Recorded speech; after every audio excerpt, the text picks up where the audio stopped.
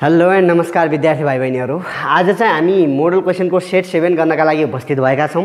यदि च्यानलमा अझै पनि नयाँ हुनुहुन्छ भने पहिला सब्स्क्राइब गरिहाल्नुहोस्, साथसाथै बेल आइकन पनि दबाउनु होला भन्दै आजको यो प्रश्नहरूतिर चाहिँ अगाडि बढौँ है।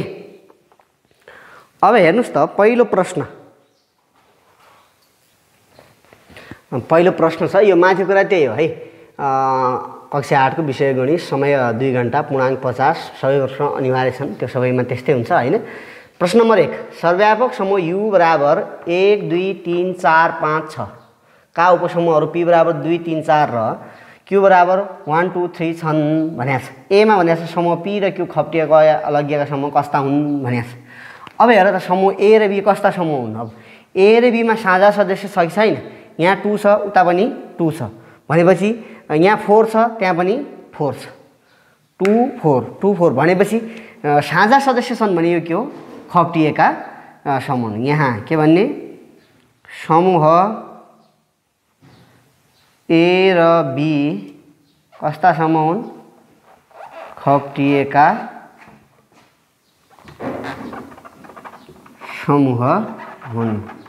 कारण पनि लेख्नु, कारण सोधेको छ नि, त्यही पनि लेख्दा किनकि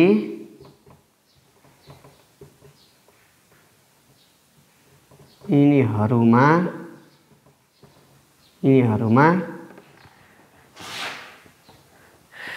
साझा सदस्यहरू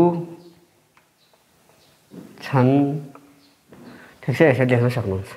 बी मा के छ हेर्नुस् त, समूह P का 2 सदस्यीय सबै उपसमूहहरू लेख्नुस् भने समूह P भने 2 सदस्यीय भनेको छ है। समूह लेखौँ, हेर्नुस् त, 2,3 2 सदस्यीय एउटा यो भइहाल्यो, अर्को 2,4 त्यो भइहाल्यो, र एउटा कुन होला? 3,4 यसो गरेर हाम्रा यहाँ चाहिँ कतिवटा बन्छन् त? 3वटा चाहिँ हाम्रा उपसमूहहरू यहाँनिर बन्छन् है। कस्ता हुन्? उपयुक्त हुन् र कस्ता पनि हुन्? 2 सदस्यीय पनि हुन् भनेर हामीले यहाँनिर बुझ्नुपर्छ। अब चाहिँ C मा माथिको समूहलाई भेनचित्रमा देखाउनुहोस् भन्ने छ। यो 1 नम्बरको है, माथिका पनि 1 नम्बरका हुन्। अब यो मेटाएर मैले यतापट्टि देखाइदिन्छु। ल त, यता ठाउँ छ, यतै गरिदिउँ, ठिकै छ हैन। यतापट्टि देखाइदिन्छु है C को। ठिक छ, भेनचित्रमा देखाऊ भनेको छ। भेनचित्र बनाउने, यस्तो भेनचित्र बनाउँदाखेरि हेर्नुहोस् है, यही हो है। U देखाउनु पर्यो यहाँनिर यो है। समूह यहाँ गडबड लेखेको छ, P र Q रहेछ, A र B लेखेको छ P Q है। P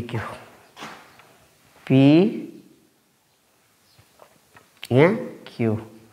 पहिला साझा लेखौँ, यहाँ 2, यहाँ पनि 2, त्यो 2 भइहाल्यो होइन। एउटा त 2 भयो, अर्को यहाँ 4, त्यहाँ पनि 4। अब त्यहाँ बसेका P मा के बच्यो हेर्नुहोस् त। P मा यहाँ कति बच्यो? 3 बच्यो। यसमा कति बच्यो? 1 बच्यो। अब सर्वव्यापक समूह U मा के बचे?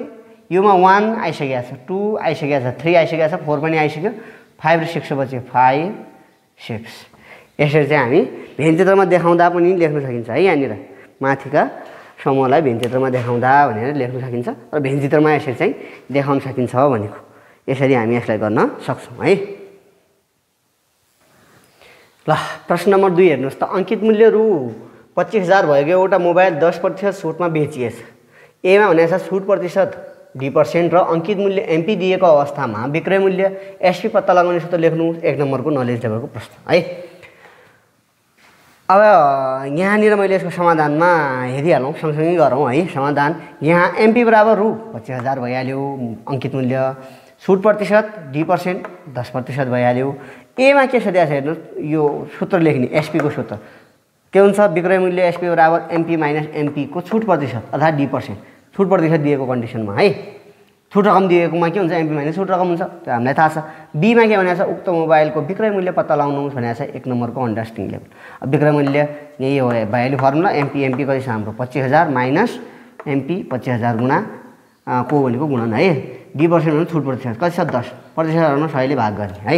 त्यो बुझ्नुहुन्छ? यो 2 शून्यले यो 2 शून्य गए, कति भयो? 2500 बस्यो यहाँनिर। 25,000बाट 2,500 घटाउँदाखेरि कति बच्यो रु 22,500 चाहिँ विक्रय मूल्य रहेछ है। अब सीमा के भनेको छ हेर्नु, उक्त मोबाइलको क्रय मूल्य रु 20,000 भयो। नाफा प्रतिशत पत्ता लगाउनुहोस् भनेको छ। नाफा प्रतिशत लगाउनका लागि हामीले नाफा कति हो त्यो पनि थाहा पाउनुपर्छ। क्रय मूल्य 20,000 दिएको छ। नाफा निकाल्नका लागि विक्रय मूल्य माइनस क्रय मूल्य गर्ने। विक्रय मूल्य कति छ 22,500, क्रय मूल्य कति छ 20,000। घटाउने विक्रय मूल्य 22,500बाट माइनस क्रय मूल्य 20,000 घटाउने। 20,000बाट यो घट्दाखेरि हेर्नुहोस् त 20,500बाट 22,500बाट 20,000 घट्दाखेरि 2,500 आउँछ। नाफा प्रतिशत बराबर फर्मुला के हुन्छ, नाफा रकम अपन क्रम इन्टु 100%। नाफा रकम 2500 क्रम 20,000 गुणा 100%। 2 शून्यले 2 शून्य गयो, यताको 2 शून्यले यताको 2 शून्य पनि भयो। 2 को भाग 25 मा कतिपल्ट जान्छ 2 एकम 2 4 4 अब 5 मा चाहिँ 2 दुना 4 1 बच्यो। दशमलव लगाए 10 भयो 2 पंचे 10 अर्थात् 12.5% चाहिँ नाफा प्रतिशत रहेछ है। अब यहाँ 3 नम्बर प्रश्न हेर्नुहोस् त, सुदिताको रु 100 को वार्षिक रु 4 ब्याजका दरले रु 45,000 एउटा ब्याङ्कमा जम्मा गरिछ। एमा भनेको छ ब्याज दर प्रति वर्ष कति रहेछ। 1 नम्बरको नलेज लेभलको प्रश्न हो। अब यसका लागि हेर्नु समाधानमा यहाँ यसलाई पी मान्ने, टी प्रति वर्ष भनेको छ 1 वर्ष भइहाल्यो, आई चाहिँ ब्याज भनेको छ रु 4 भइहाल्यो है। अरु पछि कुराकानी गरौँला। एमा अब हामीलाई ब्याज दर निकाल्नु पर्ने हो। ए यहाँ आर बराबर वाट भने ब्याज दर आर बराबर फर्मुला के हुन्छ, I into 100 upon P into T हुन्छ। आई कति छ यहाँनिर 4 इन्टु 100 अपन पी कति छ 100 इन्टु टी कति छ 1। अब 100 ले 100 काट्यो 4 / 1 4 नै हुन्छ 4% चाहिँ ब्याज दर रहेछ। अब बीमा कति वर्षमा उक्त रकमको ब्याज रु 9,000 हुन्छ गणना गर्नुहोस्। कति वर्षमा भनेको छ यहाँ टाइम चाहिँ हामीले निकाल्नुपर्ने समय चाहिँ क्षमा पी यसका लागि कति हुने भयो 45,000 है। टी इक्वल टु वाट निकाल्नुपर्ने हो, समय कति वर्षमा भनेको छ। ब्याज आई बराबर रु 9,000 रुपैयाँ ठिक छ। समय टी बराबर के हुन्छ I into 100 upon P into R. I कति छ 9,000 गुणा 100 अपन पी कति छ 45,000 गुणा आर कति छ, यही हो आर है, यही हुन्छ 4%। अब यो हेर्नुहोस् त यसो गरौँ, यो 2 यताको 2 शून्यले 2 शून्य एउटा शून्यले एउटा शून्य 45 दुना 90 हुन्छ। यहाँ 90 भयो, एउटा शून्य पनि छ 20 भयो। 4 ले चाहिँ 20 कतिबाट जान्छ 5 अर्थात् 5 वर्ष चाहिँ रहेछ। 5 वर्षमा चाहिँ ब्याज रकम रु 9,000 हुन्छ। बुझ्नुभयो नि। अब के भनेको छ मिश्र धन र ब्याजको अनुपात पत्ता लगाउनु। 2 नम्बरको हायरेबिलिटीको प्रश्न। पहिला चाहिँ मिश्र धन पत्ता लगाउनु पर्यो। मिश्र धन ए बराबर पी प्लस आई अर्थात् सामा प्लस ब्याज। सामा 45,000 ब्याज 9,000 जोड्दा 54,000। मिश्र धन र ब्याजको अनुपात इक्वल टु के हुन्छ मिश्र धन ब्याज नि भयो। मिश्र धन कति 54,000 ब्याज 9 3 शून्य 3 शून्य। अब 9 ले काटौँ, यो 1 पल्ट काट्यो यो 6 पल्ट काट्यो अर्थात् यसलाई 6:1 लेख्न सक्छौँ है। यसरी चाहिँ लेख्न सकिन्छ, यसरी यसलाई गर्न सक्छौँ है। ल प्रश्न नम्बर 4 हेरौँ। 4 को ए मा संख्या 235,000 लाई वैज्ञानिक सङ्केतमा लेख्नुहोस्। 1 नम्बरको नलेज लेभलको। अब हेर्नुहोस् त ए को यसको समाधानमा 235,000 इक्वल टु के लेखेको छ हेर्नुहोस् त। दशमलवलाई मैले यहाँ थियो 1 2 3 4 5 स्थान यता ल्याएँ यहाँनिर हेर्नुहोस् त दशमलवलाई यहाँनिर आज यहाँनिर दशमलव त्यसपछि 35 त्यसपछि 0 लेखेन। कति स्थान यता ल्यायो 5 त्यसरी 10 को घात 5। बीमा भनेको छ हेर्नुहोस् त यदि 10 केजी स्याउको मूल्य रु 2,750 पर्छ भने 55 केजी स्याउको मूल्य कति पर्ला भनेर 1 नम्बरको एबिलिटीको प्रश्न। यहाँ स्याउ यो एकीकृत नियमबाट आएको स्याउ केजीमा मूल्य रुमा 10 केजीको 2,750 15 केजीको एक्स मानेका छौँ। अब हेर्नु स्याउ केजीमा बढ्यो भनेपछि मूल्य पनि बढ्ला। दुइटै बढ्नु भनेको यो कस्तो वितरण हो प्रत्यक्ष वितरण हो। प्रत्यक्ष वितरणलाई कसरी लेख्ने 10/15 इक्वल टु 2,750 अपन एक्स अर्थात् यो पनि बुझ्नुभयो। अब क्रस मल्टी 10 ले एक्सलाई गुणन 10 एक्स भयो, यसले एक्सलाई गुणन गरेको चाहिँ लेखेको छौँ 2,750 गुणा 15। अब यसो गरौँ एक्स जस्ता जस्तै यहाँनिर यो 10 लाई चाहिँ यसको डिभाइडमा लेखौँ। एउटा शून्यले एउटा शून्य। अब यो 275 गुणा 15 4,125 हुन्छ। गुणन गर्नु होला सजिलो गुणन हुन्छ है। अर्थात् 15 केजीको स्याउको मूल्य कति पर्ने रहेछ 4,125 रहेछ भनेर हामी यहाँनिर भन्न सक्छौँ है। अब हाम्रो यहाँ सीमा सीको के छ हेर्नु होला है। प्रश्न सीमा चाहिँ हेर्नु होला।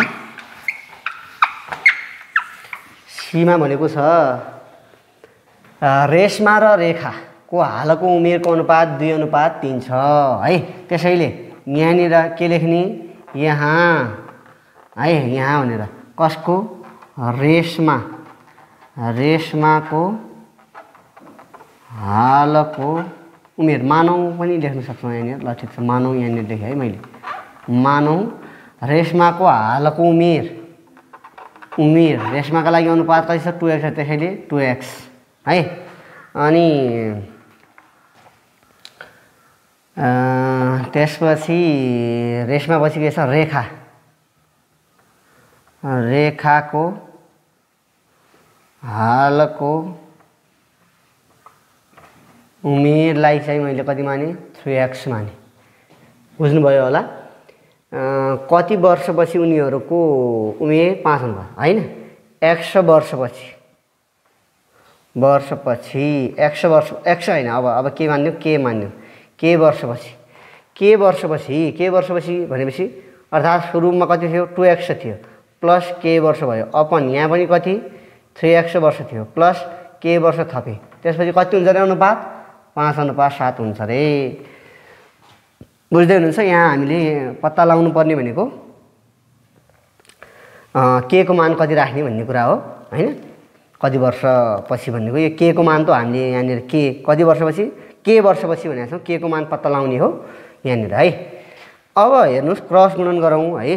7 ले 2 लाई गुणन गर्दा 14x भयो प्लस 7 ले केलाई गुणन गर्दा 7k भयो इक्वल टु 5 ले 3 लाई गुणन गर्दा 8x भयो प्लस 5 ले केलाई गुणन गर्दा 5k भयो हैन।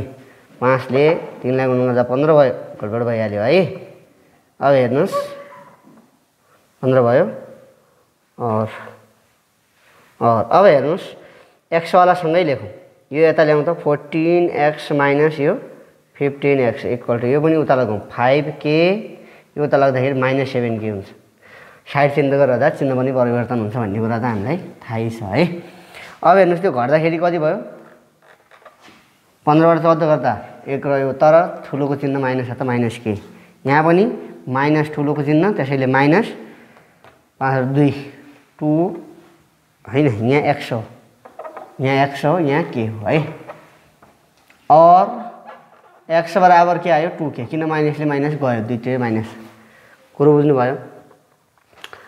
अब हामीले निकाल्नु पर्ने यहाँ के को भ्यालु हो के को भ्यालु त्यसैले k इक्वल टु के भयो यता ल्याउनुस् त x/2 भयो 2 यता ल्याउँदा कुरो बुझ्नुभयो। अब यसो गरौँ यहाँ k को उपयुक्त मान k को यहाँ के को रे k को हैन x को यहाँ x को उपयुक्त मान राख्दा के को मान कति x को मान कति राख्ने त यहाँ राख्दाखेरि हामीले अनुपात मिल्नु पर्यो है। अनुपात मिल्नु पर्यो हालको उमेरको अनुपात मिल्नु पर्यो है। उपयोग मान्दा मानौँ या राख्दा x डाइरेक्ट लेखिदियो ल x इक्वल टु 10 राखौँ। अरू राख्दा मिल्दैन मैले 10 राखेँ हेर्नु 10 राख्दाखेरि मिल्छ। त्यसो भए रेशमाको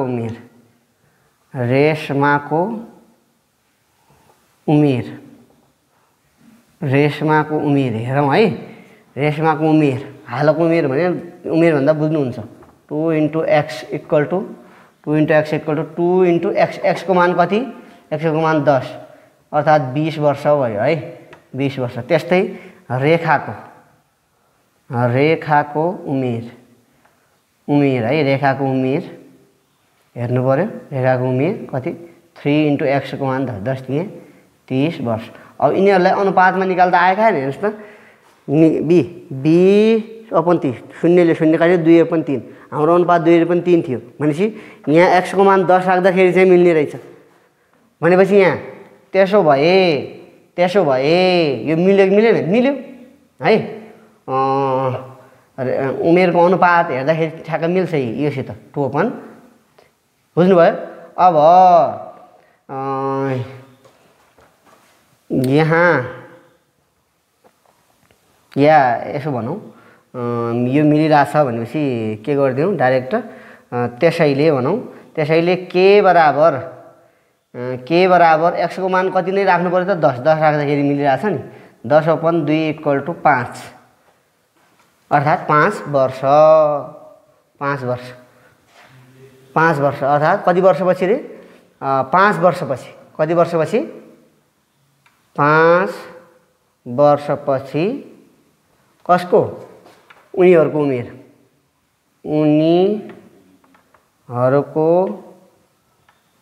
उमेरको अनुपात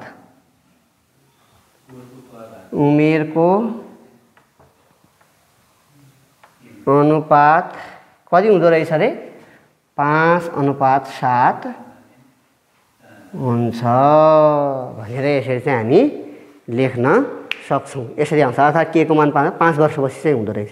यसरी चाहिँ अलिकति दिमाग लाउनु पर्ने खालको प्रश्न छ। र यो अब अन्तिम डी नम्बरको हेर्नुस् त पञ्चआधार संख्या 1 2 3 लाई दशमलव संख्या पद्धतिमा रूपान्तरण गर्नुहोस् भनेको छ। यसलाई चाहिँ हामी अब दशमलवमा रूपान्तरण गरौँ है डी को। हेर्नुस् त यहाँ यो चाहिँ के छ 1 2 3 पञ्चआधार संख्या पद्धतिको संख्या हो यो। 1 × 2 को पावर है 2 को हैन 5 को पावर पञ्चआधार हो। 5 को पावर कति 1 पछि कतिवटा अङ्क छन् 1 2 त्यसैले 2 प्लस 2 × 5 को पावर यहाँ 2 छ अब 1 प्लस यहाँ कति 3 × 5 को पावर यहाँ अब 0 हुने भयो घट्दै जाने भयो 5 को पावर है। अब हेर्नुस् त 5 को स्क्वायर भने 25 × 1 25 नै भयो प्लस 5 को पावर 1 भनेको 5 5 दुना 10 भयो प्लस अब कसै अब यसो गरौँ 3 छँदैछ यो कसैको यहाँ शून्य भयो त्यसको मान 1 हुन्छ 3 × 1 3 भयो 25 10 35 मा 3 जोड्दा 38 भयो 38 चाहिँ यसको आन्सर आउने भयो है। ल 5 नम्बर प्रश्न हेर्नुस् त सँगै दिएको चित्रमा एबीसीडी एउटा आयत हो। हेर्नुस् त एबीसीडी एउटा आयत हो र वृत्तको अर्धव्यास ओसी यो ओसी अर्धव्यास है। यदि ए बराबर 8 सेन्टिमिटर र बीसी बराबर 6 सेन्टिमिटर भएको आयतको परिमिति कति हुन्छ 1 नम्बरको छ प्रश्न। आयतको परिमिति p बराबर 2 × l प्लस b हुन्छ 2l l भनेको यो 8 सेन्टिमिटर प्लस b भनेको 6 सेन्टिमिटर यो है। लम्बाइ गुणा चौडाइ त हो लम्बाइ प्लस चौडाइ त हो हैन।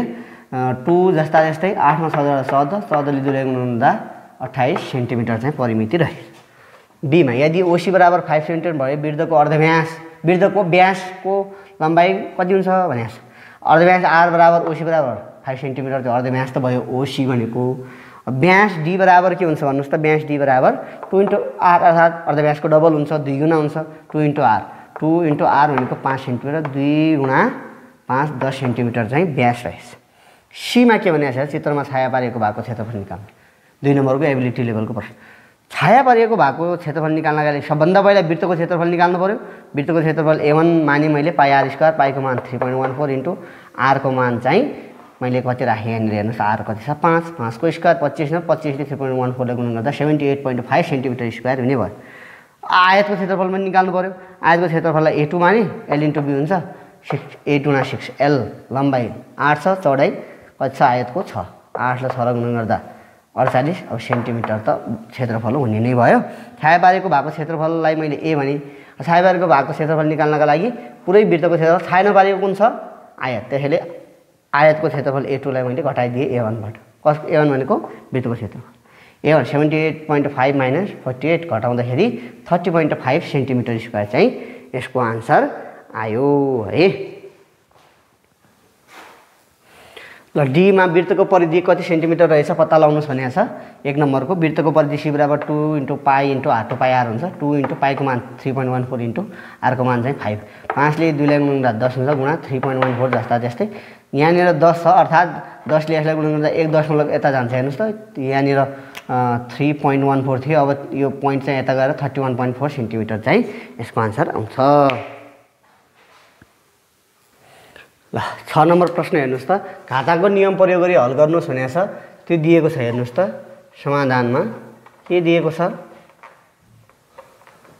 a मा यहाँ त्यहाँ हेर्नुस् त के छ a को पावर x + 2 अपन a को पावर x - 2 1 नम्बरको हो यो सजिलो हुन्छ यहाँ आधार समान भए दुईवटा आधारमध्ये एउटा आधार लेखिन्छ माथि अर्थात् अंशको घाताङ्क जस्तै हरको घाताङ्क घटाइन्छ माइनस बुझिन्न भने यसरी ब्र्याकेट लगाइदिने x - 2 अब हेर्ने x + 2 छँदैछ माइनसले यहाँ केही चिन्नु छैन हेर्नुहोस् त प्लस मानिन्छ minus into plus minus x minus into minus plus 2 अब हेर्नुहोस् त माइनस एक्सले प्लस एक्स गयो यहाँ a को पावर 2 मा 2 जोड्दा 4 भयो a को पावर 4 नै यसको आन्सर हुन जान्छ है b मा सरल गर्नुहोस् भनेको छ हेर्नुहोस् त यहाँ के छ a² + b² upon a² minus b² minus a को पावर a माइनस b हैन minus a minus b upon a plus b छ अब के गर्ने भन्दाखेरि सबभन्दा पहिलो काम त a² + b² केही गर्न सकिदैन यसलाई यहाँ तल हेर्नुहोस् त a² माइनस b² को फर्मुला के हुन्छ फर्मुला हो यो त a + b a minus b minus a minus b upon a + b त छँदैछ हरको लस ल्याउँ हरको लस लिने हरको लस भनेको हेर्नुहोस् त साझा a + b आयो साझा लस भनेको साझा इन्टु बाँकी के बच्यो यहाँ a माइनस b यता के बचेन अब a प्लस यसले यसलाई भाग गर्नुपर्छ यसको हरले यसले यसलाई भाग गर्दाखेरि त्यो काट्यो यसले केही बचेन 1 भयो 1 ले यसलाई गुणन गर्ने a² + b² नै भयो 1 ले गुणन गर्दा के फरक पर्छ माइनस अब यसले यसलाई भाग गर्दाखेरि यसले काट्यो